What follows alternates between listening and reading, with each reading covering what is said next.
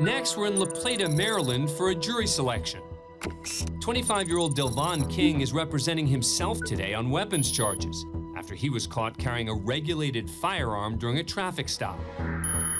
Just 3 months earlier, King was appearing at a preliminary hearing for the charges when he fled the courtroom and temporarily eluded police.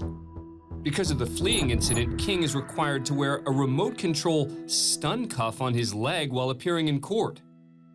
And now, as he reads a prepared argument, Stop. There seems to be another problem. At the bench is 72-year-old Robert Naley. The judge retired the previous year, but was called back part-time to hear cases. This hearing got off to a rocky start when King claimed to be a Moorish American, an offshoot of the anti-government sovereign citizen movement, and insisted his true name was not Delvon King. Now, as Judge Naley explains the jury selection process, King continues reading from his prepared argument, which questions the court's jurisdiction over him. Stop. Mr. Sheriff, do it. Use it.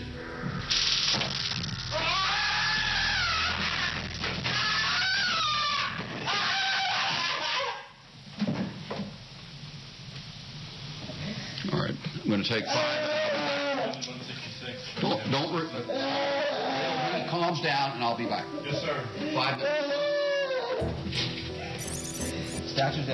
In case you missed that, after King refuses to stop speaking, Stop.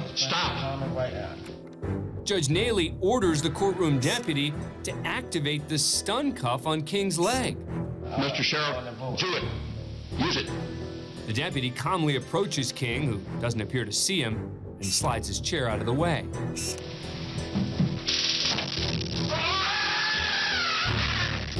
While King writhes in pain on the courtroom floor, Judge Naley decides to exit the courtroom and take a short break.